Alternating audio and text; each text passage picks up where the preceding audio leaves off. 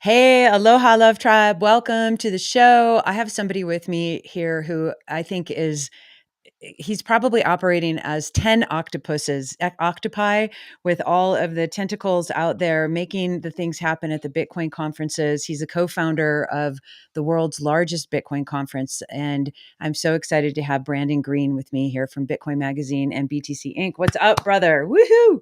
It's great to be here, DJ Val. How you doing? I'm so good, and this is my Nashville hat, so I'm wearing it in honor, and of course my Free Ross Day One shirt from Nashville. You are so amazing, you and the team. Like my brain is massaged with how great you guys are with putting these events together.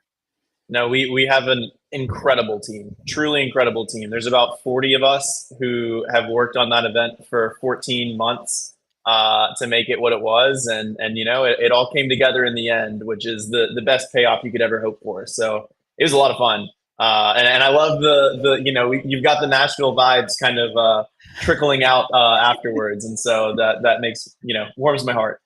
It's so cool. I mean, I love that you guys. I've gotten to go to three conferences, like two in Miami and then one in this last one in Nashville, and it's so stellar how many people you bring together, and different people from different walks of life. I mean, obviously, this last conference for you, Brandon. I mean, let's tell everybody who's listening, like, why was this conference so special and different than the other ones?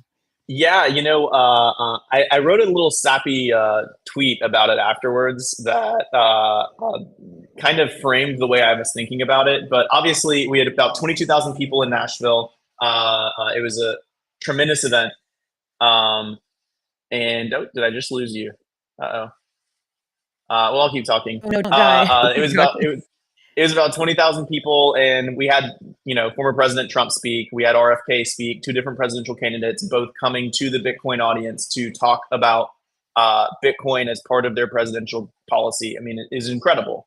And one of those big ones being Free Ross on day one, which of course was a huge hit with our community.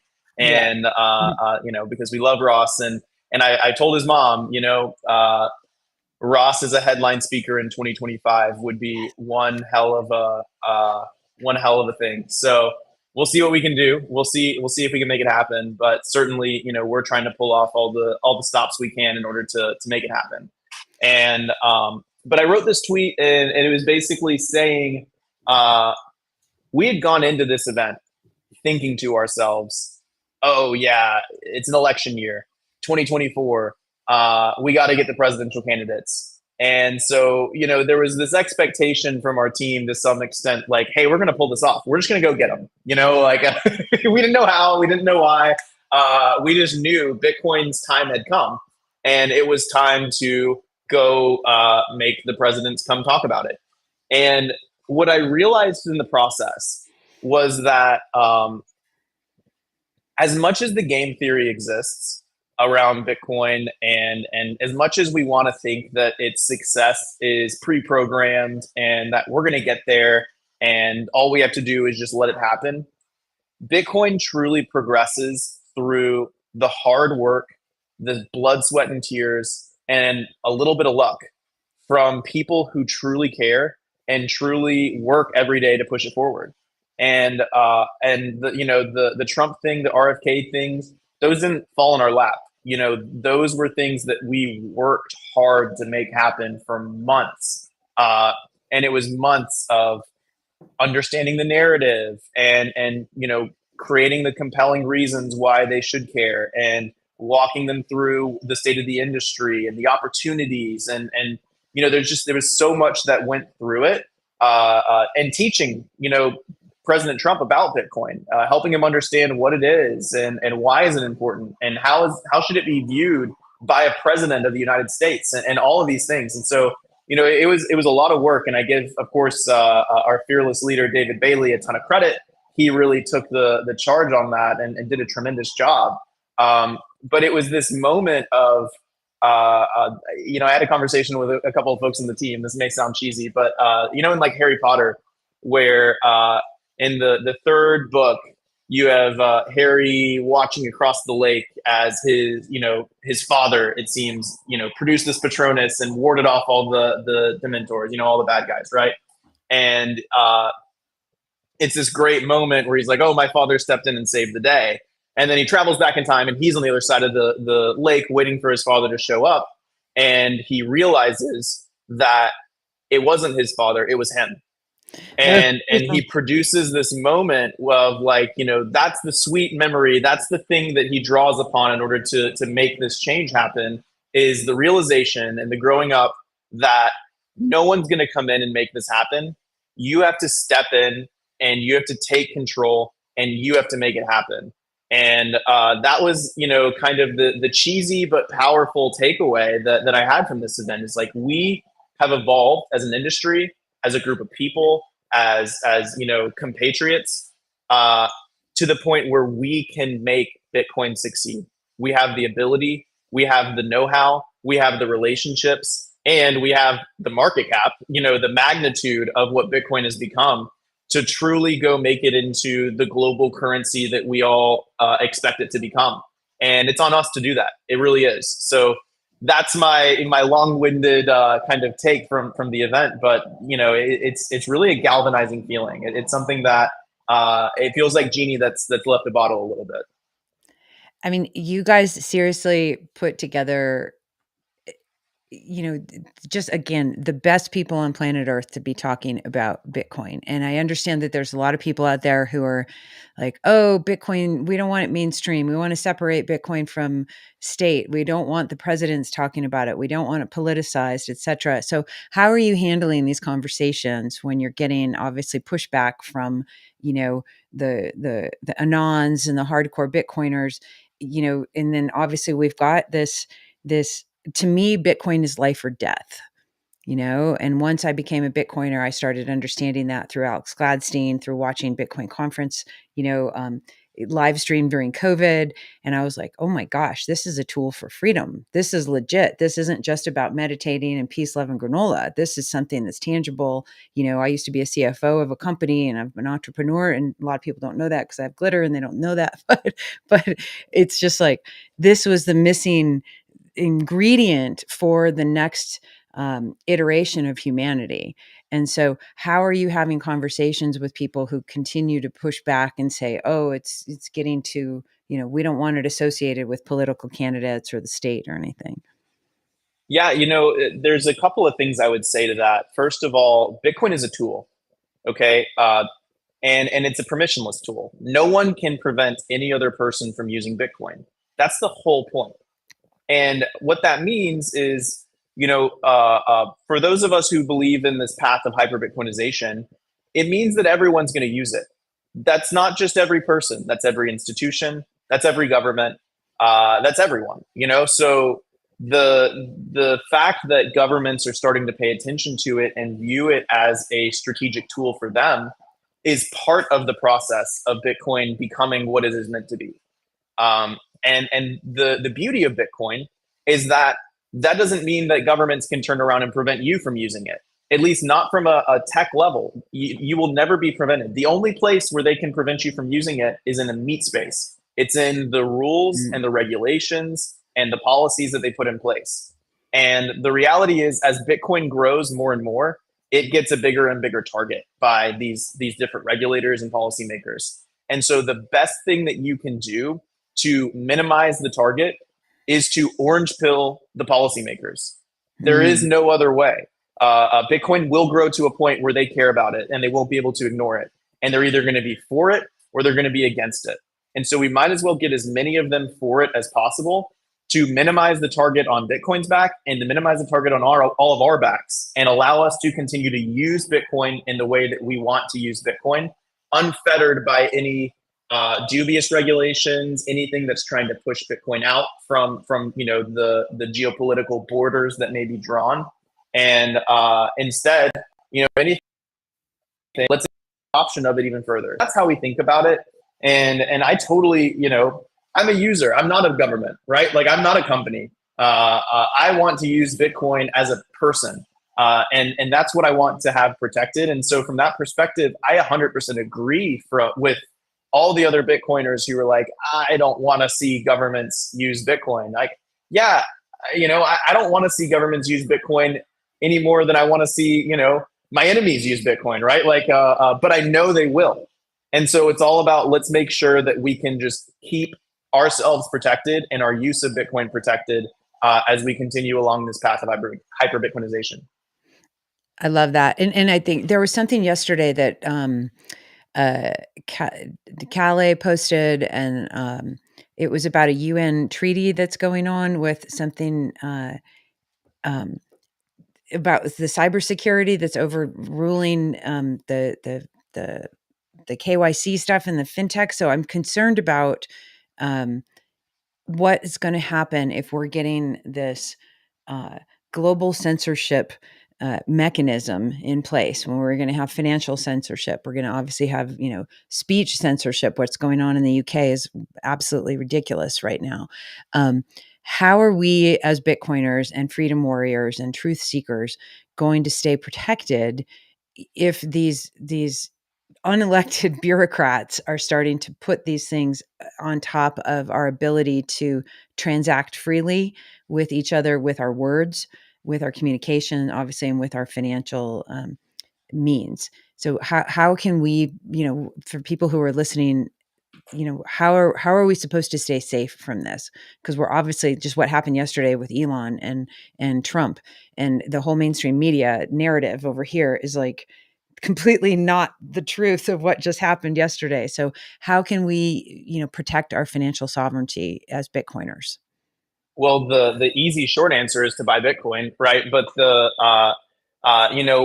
let's take the Elon Trump thing for a second, because a very real outcome of that in a world, in which we're just a couple of steps further along the dystopian path that we already seem to be on from a Mhm. censorship perspective, is that you could have seen Twitter have their bank accounts shut down. Yeah. You could have seen, Trump have more lawsuits and trying to seize his assets, in various places. And the reality is, it wasn't talked about in the conversation, which I found disappointing. But is that Bitcoin is the solution to many of the problems. And these are two people that uh, are pro Bitcoin. Like Elon doesn't like to talk about it anymore, but Tesla still owns hundreds of millions of dollars and puts it on their balance sheet. Wow. SpaceX allegedly still owns over $1 billion of Bitcoin on its balance sheet. So, there is this element that Elon's companies are still very, very much aligned with Bitcoin. And Trump has called himself the first crypto president. I wish he would say the Bitcoin president, but I know. I get the ramifications of wanting to keep that broad and draw in more people. But he will be the first Bitcoin president, and so you have to understand that means that they're primed to think about these things from a Bitcoin perspective. Maybe not all the time, but more than they were before they understood what Bitcoin is. And it's such a glaring solution to so many of these problems, so much of the growing apparatus that seeks to restrict freedoms and censor, that it's just a matter of time before people recognize it and recognize the opportunity of it more and more. So yeah, I mean, it's one of those things where um, truly the solution has already been built, and it's more just a question of it continuing to be evenly distributed throughout society. And Brandon, what's been your personal journey as far as like what are the biggest obstacles that you're coming across when you're having conversations with people, whether the businesses, institutions, nonprofits, individuals, your family at Thanksgiving, whatever. Um, what are the things that you're seeing that even, they talk about the psyops, and even if you're putting truth forward, there's people who are so brainwashed and conditioned to, accept the narrative. Um, what are things that you're seeing that people just cannot get over, because it's just like you're talking to a brick wall. Yeah, I would say that the biggest, I'm a little bit America centric in the way I think about this. So I have to, recognize that bias when I'm saying this. But I would say the biggest blocker still um, is that the mainstream sort of narrative around Bitcoin is somewhere between ignore it. Really, actually, it's probably somewhere between laugh at it and then fight it, right? We're somewhere in that phase in terms of like, if you go ask a random person who buys into the mainstream narrative what they think about Bitcoin, it's either a joke or it's used for criminals and terrorists, right? It's somewhere in that ballpark. And so the problem is that those people are still plugged into the matrix. Let's say they're still part of this crafted, curated reality that isn't real. You know, it's not reality. It's lies built on lies, built on false incentives, built on just Orwellian doublespeak. Right? It's just it's so much that it's really hard to escape from, and the pain of escaping from it, the pain of kind of rejecting it, grows every single time the next sort of truth gets implemented into it, and that you have to kind of disregard at some point. And so uh, uh, that's the biggest challenge. Now, the silver lining of it, or the good news, is that more and more people every day are starting to catch on to the fact that it can't be trusted, and there's louder and louder voices, particularly in this election cycle. I Mm-hmm. find where some of the stalwarts of the censorship regime um, are coming around to the fact that maybe they weren't the good guys over the past 4 years. And I think about a Zuckerberg, I think about a Jack Dorsey, I think about an Elon, some of these Silicon Valley tech execs who really helped put in place uh, a a ministry of truth that seeks to kind of tell you what's okay to think and what's not okay to think. They're all flipping off of that pretty quickly and pretty hard, and they're flipping onto a pro-Trump sort of platform, which then it becomes a pro-Bitcoin platform to some extent. And so like there is this trend, like you have to look at how it exists right now and then what's the trend. And how it exists right now may not yet be what we want to see, but the trend is very positive, and I expect that trend to continue. And I think again, it's just part of Bitcoin's path of hyper Bitcoinization. And you were bringing up, obviously all these giant tech execs, right? There's lots of conversations about, are people uh, operatives of the state? Are they being blackmailed? Are they, who the heck knows, right? There's all these conspiracy theories slash truth theories out there. Are you familiar with Whitney Webb? Hmm. Of Yeah, course. and so I think about like what I see, my children always ask me, they're like, Mom, why are you watching, CNN and Fox and Twitter and Nostr and Instagram? Why are you doing all of them? And I'm like, because somewhere in those things, I'm going to pull tiny bits of pieces of information, and the truth is in there somewhere.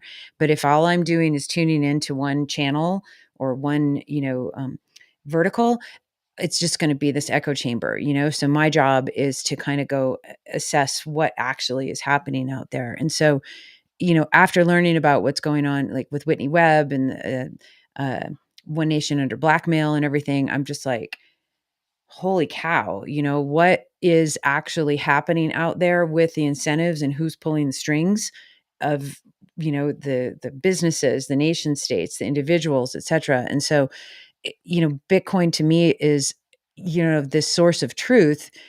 And when we're dealing with the general public who are exhausted, they're broke, they're arguing with their spouses, they're feeling, numb, dumb, sick, scared, broke, angry, lonely, hungry, tired. They're all of the things that the system is putting upon them so that they can stay controllable. How do we as individuals, how do we as Bitcoiners, how do we as freedom fighters break through that paralysis, that hypnotic state that society is living in, and help them understand, like, take a couple steps into exploration, and not be afraid that your whole worldview is going to get completely demolished and shattered if you Hmm. say yes to this one segment of truth. Because the ego wants to hold up our worldview because it makes us feel safe, but once we start learning about different truths and worldviews, then we have to question everything else that we learned up until this point. How do you deal with people who are going through an ego death crisis? And how can we help the world understand that it's okay and it's better to have ego death crisis than it is to be slumbering in, uh, the matrix, as you said? Yeah, it's a very good question. Uh, I'm toying with this idea right now of Bitcoin in the lens, or through the lens of volatility, Mm, and I really think that a lot of what is keeping people in their current, NPC form is an allergy to volatility. mm, And what's nice about Bitcoiners, of course, is that we get to see volatility up close every day. And at first, it hurts. And at first, you put yourself on the roller coaster, and you react to every up and down. yeah. But eventually, it's it's just a metric. It's just a mirror. Bitcoin is a mirror to the world of how much volatility there actually is and how much craziness there actually is. And the reason why people opt for the system that currently exists is because it replaces volatility with inflation. It it basically slowly robs you, but in exchange, you almost never get to experience, or you never have to experience, the true volatility that exists in the world. You drink our tea, drink our Kool-Aid, like listen to our facts, and lose your savings over time. Work every day, and when you retire, we'll print more money to keep you subsisting off of the resources around you. But you'll never have to worry about uh, the volatility of the world and the volatility of humanity and the entropy that exists. And so uh, like that's what has to break, and it breaks sometimes. And in those moments where it breaks, that's where you see true volatility introduced, and a lot of people jump out of that system. And so, great moments where it broke. Trump winning in 2016 was a great moment to kind of show that there's volatility. Like the world isn't existing exactly how we think it is. COVID, great moment where people understand, like, there's volatility. You can't just print away a global pandemic regardless of the severity of it. So there's these moments where volatility, that 5% confidence interval event happens, and it makes people really uncomfortable. Doesn't really phase the Bitcoiners because like that's just the world we already operate in. Uh, but I bring all of that up to say, going back to something you're talking about earlier, where you look at all these people, all these tech executives, you wonder, what's really going on underneath the hood. Uh, there's the old saying about, like, you fall to the level of your incentives, right? Never, you can Mhm. never really separate yourself from the incentives. And I think what a lot of the the quote unquote conspiracy theories really are is trying to track down what people's actual incentives are, because sometimes people have stated incentives and then they have unstated incentives, and that really is what drives people. The beauty of Bitcoin, and I saw the comments about, Bitcoin is much more than number go up. That's true, but also number go up is an incentive that exists Yeah. when all else doesn't. And so, you have to look no further than the fact that people buy Bitcoin when the price is rising, and the most people every cycle buy at the top, and there's a reason for that, and it's because Bitcoin showing true volatility in the world is this moment, like, introduces these moments where there's an explosive growth. and you don't see explosive growth in the mainstream world. And so when people see something with explosive growth, they want to be part of that. And so that sort of incentive can actually pull a lot of people out of this mainstream volatility dampened world. And I think that, enough is not talked about the fact that that number go up truly does break people out of the habits as much as anything. And the volatility is very good, and we need more volatility in the mainstream. And I think that that would shake a lot of people loose. It does, and well, and how do you differentiate? So, obviously, we've got, you know, 20,000 crypto tokens and all of this, and then we've got Bitcoin, right? And, you know, we're seeking, I mean, to me, like, I loved number go up when I was, learning about Bitcoin, and I was trying to differentiate what's Bitcoin versus crypto, et cetera. Um, but then there's something that we're excited about at a level of like, yay, number go up. But then there's also something that's like, the number is always only going to be 21 million, and so there's that sort of, that desire, that incentive for consistency or predictability. And then there's an incentive for, yay, let's go, make sure that we have survival opportunity, because if number goes up, that means that I'm going to be able to, you know buy milk for my children next week, and everything's going to be okay in my future. I think about, I study a lot of personal development and whatnot and leadership stuff, but Tony Robbins talks about the, six human needs, and there's this differentiation of, some people are really driven by consistency and stability, and some people are driven and excited about inconsistency and unpredictability. They want to have that adrenaline and all of that. And so to me, Bitcoin addresses both of those at the same time, because there's something that I think all of us feel, knowing that there's this fixed supply that will ever be there. We're not going to wake up one day and say, "Oh, look, there's 100 million Bitcoin, not 21 million." And so, that feels safe to me. But at the same time, we understand that the ride to that final, minting of Bitcoin is going to be volatile. So, how do you help people outside of this, you know, uh, understanding, start to get on board? Like, what's your go-to when you're helping people understand Bitcoin? Yeah, it's such a difficult question to answer. I would again go back to like my go-to is the number go up, and Mhm. and then 6 months later, we're at the point where I can start talking to people about actually it's number go down. Like it takes so much more time to get there. But you're right. The way that Bitcoin eventually will work is that it's everything divided by 21 million, Yeah. and it's the human output divided by 21 million. And that doesn't mean that every day the price of everything is continually decreasing, because again, that's the volatility part. Humans don't, human achievement does not go up into the right straight line, right? Yeah. Like we go up, we go down. There Yeah. is volatility. And the beauty is that when you zoom out, it generally trends up and to the right. And so, like, yeah, the way that I would kind of want to frame it to somebody right now is look, the world you exist in is a gentle down and to the right. Mm. And, like maybe it's a gentle ride down, and maybe that's just what you're looking for from your money. Um, but just know that it's fake.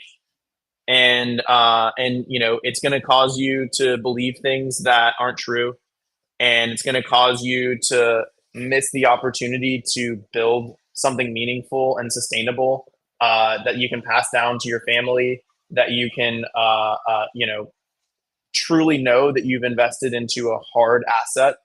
um, and you're just always going to be kind of at the whim of a greater power that is has other incentives, has other interests with you, other than like what's in your best interest. And maybe people are going to be okay with that for a while. I don't think people will be okay with that forever. And certainly the number one thing that really gets people irked about Bitcoin is the uh, everyone's getting hilariously rich and you're not mantra. And so ultimately, like that's going to be the thing that pushes people over the edge every single time. It's just that, and it should, the price going up is a signal that the Bitcoiners were right. And so you can't be right and the price not go up. That's just, until hyper Bitcoinization happens, it won't happen. So we have to lean into that. We have to continue to accept the fact that the talk of Bitcoin is going to continue to revolve around price to some extent. Um, but let it just be a metric of the volatility of the world and the total adoption of Bitcoin. And it's just kind of, a symbolic number that equates to those two things. I love it. And I know, I think, I talk a lot about worldview shattering and ego death and all the things that happen when, you start to get out of this matrix of the way that things were. And, we think about Buckminster Fuller and, building this new world and letting the old one kind of just suffocate and die and crumble.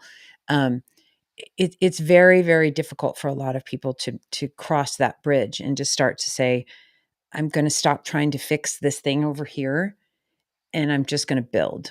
I'm going to build, build, build, and I'm going to spend my focus and my energy and my time on the vision of the future instead of trying to repairing something that is fundamentally just flawed, and never going to get fixed. Um, what's been your journey as a Bitcoiner, obviously, as putting together the largest Bitcoin conferences on planet Earth? Like, how have your relationships transformed, and how has your perspective changed, from 7 years ago when you started, working on all this? Yeah, well, certainly the things that I talk about with my friends has changed quite a bit. It's funny. It's one of those hallmarks of a cult is when you just like have nothing in common with your friends anymore, and I would argue who's in the actual cult, right? Like that would be my counter argument. But yeah, there's a couple of things that you were drawing on there.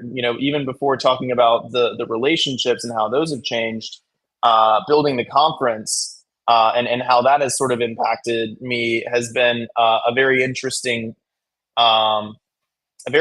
thing. I started out as an intern at BTC, Mm. and I was moving boxes. There were a bunch of magazines, old Bitcoin magazines, in a closet, and I was supposed to go sort them out and get some of them mailed out. Yeah, exactly. You got the Julian Assange edition right there. But we're talking about Bitcoin magazines from 2013, 2014, like way back, and I had to get them organized. And from there, I just grew in the company. And when it came time to launch the conference, we were right there, kind of a team of five of us really building it. And so it's been fun to grow that into what it is today. But the thread, what you were saying about build new institutions and let the old ones die, uh, there's an interesting interplay with the conference, which is that there are the companies that participate. There are hundreds of new startups that are using Bitcoin in order to change the world. Realistically, and Yeah. a lot of them right now are focused on Bitcoin. The Bitcoin is somehow directly the product that they're creating, but there are some that aren't, and that's where I'm really excited about is that the cattlemen's feast, Yeah. the beef farmers that are now using Bitcoin just as a means of transacting, but their product is something entirely different. I think of Peter McCormick in Real Bedford, the soccer team that uses Bitcoin as its treasury, and I think that there's just going to be more and more of those examples as time goes on. And those are going to be the stalwarts of the Bitcoin conference, because the reality is Bitcoin works. As people get more technically sophisticated, as people get more familiar with Bitcoin, they don't need as many companies that are Bitcoin companies doing Bitcoin things to service their use of Bitcoin. Yeah. Uh, there's some for sure. For sure, there are some. People will need to buy it somewhere. Probably people will want to have the ability to do a loan against it. Like there will be financial services for Bitcoin, but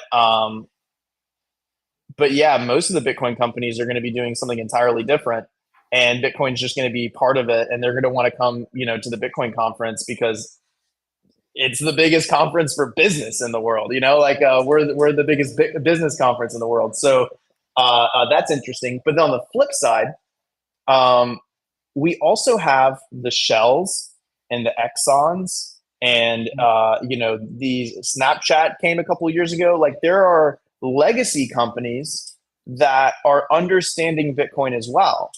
Take the Tesla and the SpaceX too. And so, to your point about building the new institutions, my one challenge to that would be maybe not all the old ones have to die too. Yeah. And there's interesting merit to trying to rescue as many of the old institutions as well using Bitcoin, uh, and not letting the entire legacy world crumble. And I think it's something that is less explored because it's number one, there's so much inertia against it, and number two, Yeah. it's so much more difficult to break into some of those institutions and truly make change. And so it's just it doesn't seem realistic, but it is happening. And I'm equally excited about fixing what already exists as I am about building the new systems. And I think we have to do both. I agree. I think there's I like the third way, this third path, because like one involves too much destruction. One is doesn't seem like it's viable to keep, resuscitating a dead horse kind of thing. So it's kind of like, Hmm. how can we truly get somewhere that's sustainable in the middle, that makes sense, that's logical and has common sense around it. Um, and I love your point about it's not about let's go build 10,000 Bitcoin companies, but let's go teach companies that already exist in whatever their domain is, whether they're creators, whether they're finance, whether they're healers, whether they're, you know, mom and pop shops, anything. How are they going to start integrating Bitcoin into their operating system and into their ops, whether that's savings, whether it's medium of exchange, and so that's what I think is super interesting. So, because a lot of people aren't ever going to go to a Bitcoin conference, right? So, how can Hmm. we bring Bitcoin to people on a day to day basis and teach them why it's important? I don't know about you, but like every time I'm in an Uber, I'm like, do you accept Bitcoin? And they're just like, Totally. no, it's Bitcoin. And even at the conference, right? So there's all these like, uh, the Ubers and the go-karts and all the stuff around there.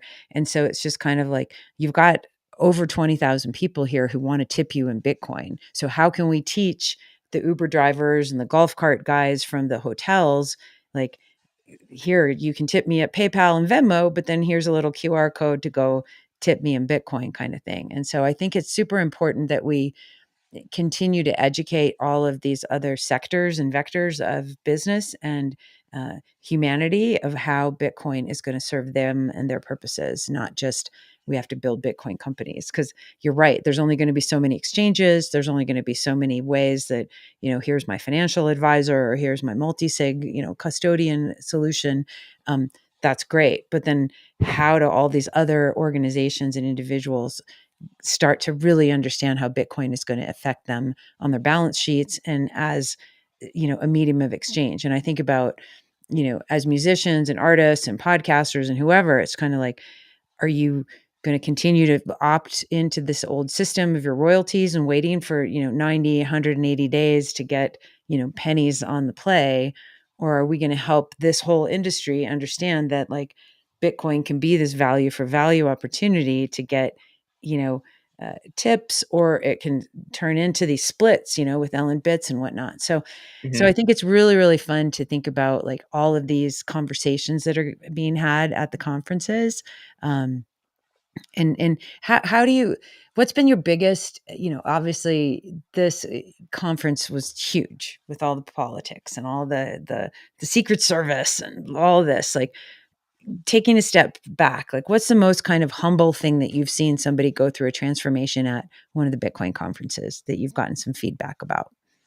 I'll tell you, I think the most emotional thing I saw at the event was a guy and his dad. who was wearing a Bitcoin Made in America hat and walking around and kind of hunched over and wearing his age, let's say, but so excited. And it was in, he told us, I got to bring my dad to the Bitcoin conference. And this is like the most special moment we've had. And we talk about Bitcoin every day. And being able to take him here was just a life-changing experience for us, and I can't thank you enough for letting me share this moment with him. And like that's the kind of stuff, it's the people who get impacted by the event. That's the reason we do it, right?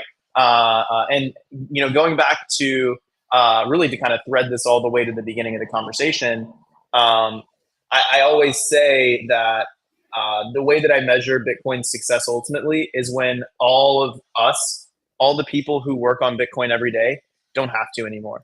Yeah. Um, and we're all focused on other things because Bitcoin is running, Bitcoin is working, and everyone's using it. And now we get to turn our attention on the rest of the world and start fixing it. And so, that's what I hope the conference evolves into. I hope it's instead of fix the money, fix the world, it's fix the money, then fix the world. Yeah. And I want the conference to be part of that transition of hyper Bitcoinization and now fixing the world with the sound money. And so, yeah, I know it doesn't exactly answer your question, but that's how I view it. It's like let's impact these people. Let's bring them in. Let's teach them about Bitcoin. Let's bring everyone one step further on their journey. Let's give Yeah. them an impactful, powerful moment. Let's make them laugh. Let's make them upset. Let's move them to tears. And let's all come together and celebrate Bitcoin. And then let's turn around and the day after our event, inspire everyone to go change the world around them. I love this. Oh my God, Brandon, we're having little mind melds here because it's a tool. Well, think about the internet, right? Like we don't have conferences about, yay, everybody should use the internet anymore. In the Mhm. beginning of the internet, it was like, Exactly. woohoo, everybody go check out this whole new thing. We've got this internet. And now it's just like, well, duh, that's what we're doing. But then we have to go create, the change within ourselves, within our families, within our communities, within our societies, that are going to lead to the future that we all hope for, which I believe most every single person wants a safe, happy, healthy, peaceful, prosperous world where we can all co-thrive, And Mhm. so what are the things that are going to lead to that? And hopefully Bitcoin is obviously one of the tools, in that tech stack. I think it's a base layer. I really do. 100%. Um, and so, okay, so we'll wrap up here. Just, I'm so excited to know you, and I'm so happy that I got to participate in the conferences. And obviously, you guys invited me to get to DJ and speak and everything. And I'm just like, Which you did a anything I can do to tremendous help. job on, by the way. Really, Fantastic job. Yes. it was so Thank you fun. so much. It was so fun. You did. I mean, I was blown away. So thank you. That was awesome. Thank you. Yeah, thank you for having me. It's like it's such a pleasure to get to share our gifts with our community, and um what are some final words you might want to say to the audience who, if they're not Bitcoiners, that they might want to start understanding Bitcoin from the lens of Brandon? Yeah. So well, I would start by everyone who came to the event. Thank you for coming. We would put that event on if there were two people, and we're over the moon that we got to put it on with 22,000 people, and So cool. so it means the world to us. And what I would say to people who were thinking about Bitcoin for the first time, uh, you know, embrace the volatility. We'll trace it all the way back, and uh, the world can be scary, the world can be uncertain, um, but what's certain is your ability to change it Yes. and Mm. your capacity to do great things. And all you need to do is move forward and be fearless and attack it. And so, that was my number one lesson from this event, and that's a powerful lesson to internalize. So, truly, we're in the middle of a total change of the world, and Bitcoin is at the core of it. And the people who champion Bitcoin are the people who are trying to repair the world, and there is no greater cause. So, thank you for having me on. It was a pleasure to talk. And sorry I'm a little long winded sometimes, but No, I truly it's enjoyed great. it, and we had a great conversation. Yeah, thank you so much, Brandon, and thanks for being patient with all my technical difficulties and the internet issues up here in the mountains, yeah, I completely agree with you. I feel like we are on the precipice of a new world, and don't give up. It's going to be a wild ride, just like surfing. Like you don't just get out there and think like I'm catching every wave and they're going to be easy and I'm not going to get smashed and pulled under where I can't breathe and am I going to live? It's like, no, you'll be okay, but jump on that board and don't give up and keep paddling. And so I think for all of us, you know, we speak the same language. And thank you so much for what you're doing with all of the conferences. And I look forward to seeing you again. And if you ever want to go understand Bitcoin and start to learn about it with a group of highly welcoming people who will answer your questions, give you hugs, and point you in the right directions if they don't have the right answers. Um, Go to any of the Bitcoin magazine conferences that Brandon and the whole team has put on. I highly you will never go wrong. I went to my first all by myself 3 years ago. I didn't know a soul. And I just showed up and I'm like, I'm coming to a Bitcoin conference. Okay, here we go. And now here I am. I can't not talk about Bitcoin every day of my whole life. So thank you. I love it. I love it. Absolutely. Thank Right. you, and hope to see everyone next year. All right. Sounds good. All right, everybody. Aloha. Make sure you check out Brandon and make sure you check out the B.TC conference, and you can get all the stuff that's going on around the world for the upcoming events. So thanks again, Brandon. And